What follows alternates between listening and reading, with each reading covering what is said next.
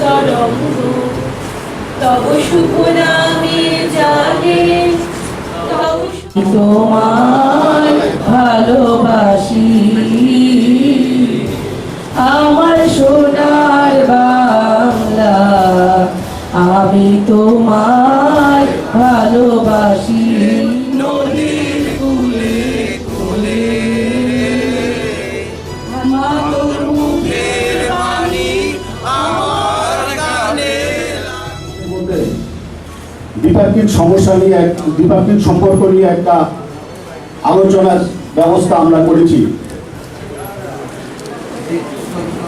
আপনারা যারা বাংলাদেশ থেকে এসছেন, বাংলাদেশের প্রতিনিধিরা, আপনারা আগরতলা প্রেস ক্লাবের কৃতজ্ঞতা জানবেন। আপনারা গতকালকে এসছেন, হয়তো আমাদের আতিথেয়তায় ত্রুটি থাকতে পারে। আমি আগরতলা প্রেস ক্লাবের পক্ষ থেকে, রাজ্যের সাংবাদিকদের পক্ষ থেকে আপনাদের কাছে বিনম্র চিত্তে কৃতজ্ঞতা জানাই। অনেক দূর থেকে আপনারা এসছেন আমাদের ডাকে, হয়তো আতিথেয়তায় ত্রুটি থাকতে পারে, আমাদের মার্জনা করবেন। ভারত বাংলাদেশের সাথে দ্বিপাক্ষিক সম্পর্ক কি হবে এ নিয়ে রাজ্যের মাননীয় মুখ্যমন্ত্রী বলবেন। আজকের সভার সম্মানিত সভাপতি, আজকের সভায় প্রধানমন্ত্রী, তাকে আমরা বাংলাদেশের লোকরা মনে করি আমাদের প্রতিনিধি, তো তার জন্ম এখানে হলো, আমরা মনে করি আমাদেরই সে এখানে প্রতিনিধি। ত্রিপুরা রাজ্যের মুখ্যমন্ত্রী শ্রী বিপ্লব দেবজি, সবাইকে অভিনন্দন। বক্তব্য দেবেন আমাদের বাংলাদেশের অহংকার, বাংলাদেশের সাংবাদিকদের অহংকার, ইকবাল সালাম চৌধুরী, প্রধানমন্ত্রী। আমাদের একটি দেশ যেখানে আবার যদি পাকিস্তান হয়ে যাওয়ার একটা চিন্তা, এবং আমাদের দেশটি যদি ভারতের সাথে বেশি মেলামেশা করে, এটা মন্দির হয়ে যেতে পারে, মুসলমান হিন্দু হয়ে যেতে পারে। আমাদের যে হাজার বছরের ঐতিহ্য যে বাঙালিরা ধারণ করে, হিন্দু মুসলমান বৌদ্ধ খ্রিস্টান সকলে একসাথে থাকার, এইটি আবার কিন্তু পুনঃপ্রতিষ্ঠিত হয়েছে জাতির জনকের কন্যা মাননীয় প্রধানমন্ত্রী শেখ হাসিনা যখন আবার 96 সনে দায়িত্বে আসেন।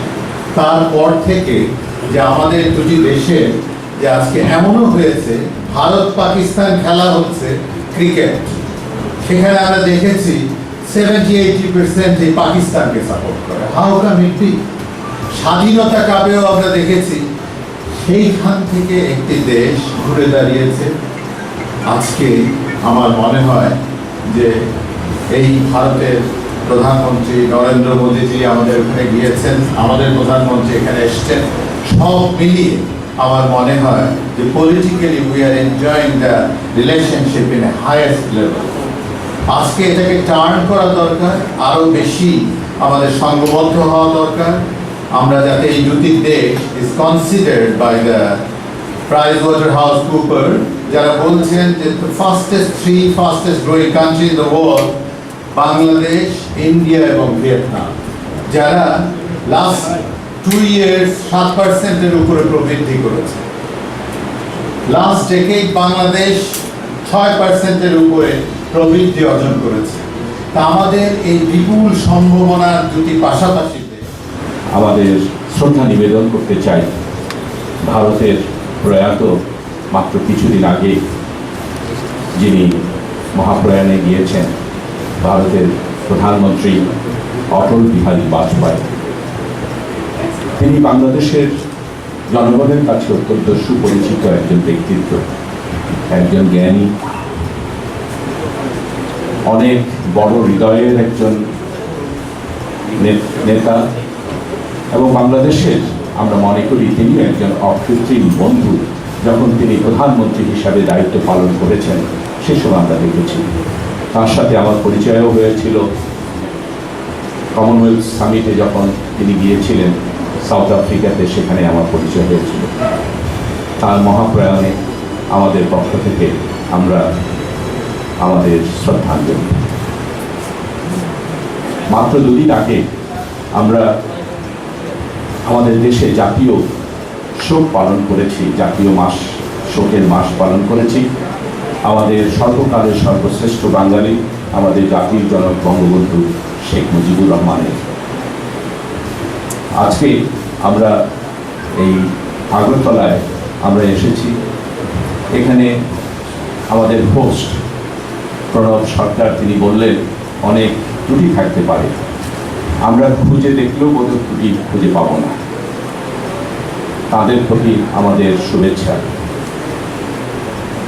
আজকে আমরা জানি যে বাংলাদেশ এবং ভারত দুটি দেশ, দুটি সার্বভৌম দেশ।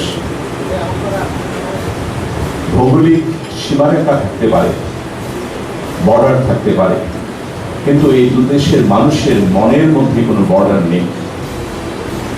আমরা দু দেশের মানুষ ঐতিহাসিকভাবে আমরা একে অন্যের ভাই হিসাবে এই উপমহাদেশে গড়ে উঠেছি।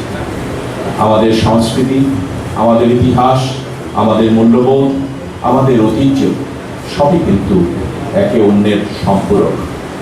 যেভাবে আজকে আপনাদের মুখ্যমন্ত্রী, তার শেকড় কিন্তু বাংলাদেশে, এবং তার শেকড় বাংলাদেশে, আর তিনি মহিউর হতে পরিণত হয়েছেন এই ত্রিপুরা রাজ্যে। তাই আমরা যখন শেকড়ে সাধারণ মানুষ জল দিয়ে সেই শেকড়টাকে, বীজটাকে বড় করে, আর মহিরুহ যখন হয় তখন সেখানে আশ্রয় নেয় অন্যরা। আমরা বিশ্বাস করতে চাই যে ত্রিপুরা রাজ্যের মুখ্যমন্ত্রী হিসাবে তিনি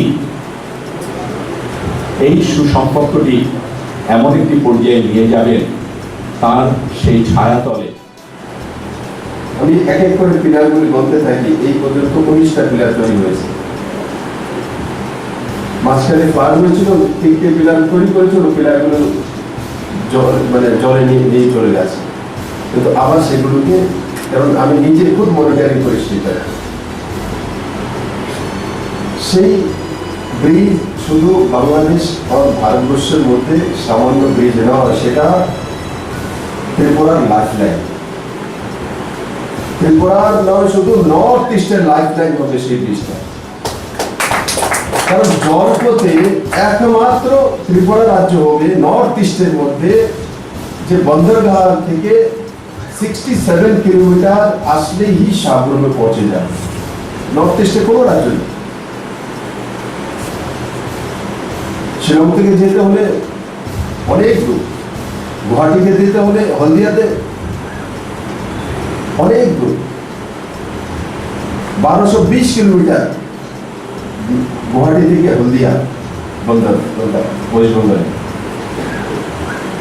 যতক্ষণ পর্যন্ত না কোনো দেশের, কোনো রাজ্যের ট্রান্সপোর্টেশন জলপথে না হয়, সেই দেশ আর্থিকভাবে উন্নয়ন করা কঠিন।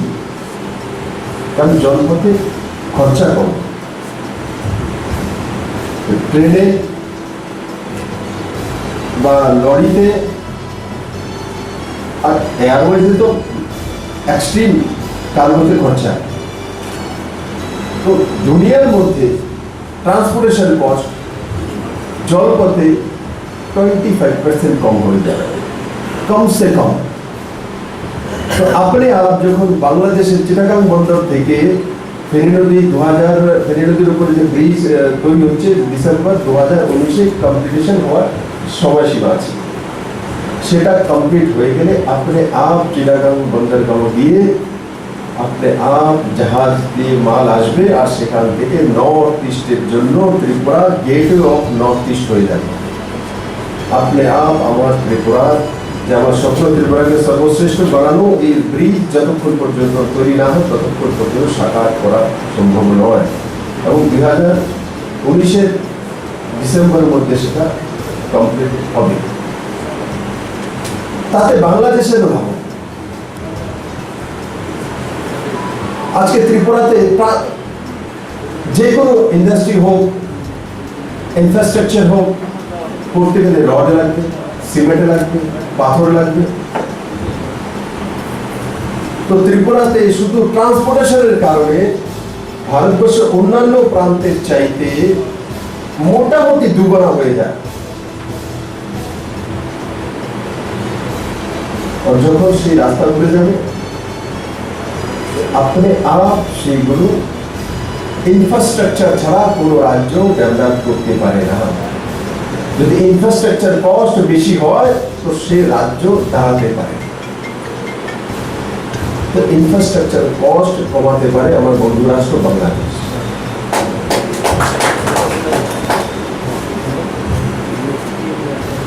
এবং বাংলাদেশ ও ভারত দোনো দেশ এই দিশাতে কাজ করছে। তাতে আরেকটা বিষয় আমি মিডিয়ার বন্ধুদেরকে বলবো, প্রধানমন্ত্রী করছেন, ওরা মন্ত্রিমন্ডল করছেন, প্রশাসন পালন করছেন, কিন্তু সমাজের মধ্যে মিডিয়ার মাধ্যমে একটা সুসম্পর্ক তৈরি করা। অনেকের মনে হয় যে না ব্রিজ তৈরি হচ্ছে তাতে ত্রিপুরার লাভ হবে, আমাদের কি লাভ হবে? আন্ডারস্টুড, ভাবা উচিত। লাভ সেটা হবে যেটা আমি বলছি, বাংলাদেশের ট্রান্সপোর্টেশন সিধা চলে আসবে যেটা বলবে, তো ট্রান্সপোর্টেশন কষ্ট বাংলাদেশ সরকার পেয়ে যাবে। তারপর বাংলাদেশ থেকে যেখানে চিটাগাঙে রড তৈরি হচ্ছে স্ক্র্যাপ দিয়ে জাহাজের, সেখান থেকে সিধা আমাদের এখানে ইনফ্রাস্ট্রাকচারের জন্য রড আসবে সস্তাতে, সিমেন্ট আসবে, পাথর আসবে, অন্যান্য পণ্য সামগ্রী আসবে। তো যেই মাত্র পুরো নর্থ ইস্টের পণ্য সামগ্রী চিটাগাং বন্দরে নামবে তার ট্যাক্স তো বাংলাদেশ সরকার পাবে। আপনাদেরকে মিডিয়ার মাধ্যমে সেটা জনতার কাছে পৌঁছতে হবে যে না তাতে বাংলাদেশ পুরো নর্থ ইস্টের ট্রান্সপোর্টেশনের একটা বড় সিংহভাগ বাংলাদেশ পাবে। বাংলাদেশের তাতে মানুষের উন্নয়ন, মানুষ তখন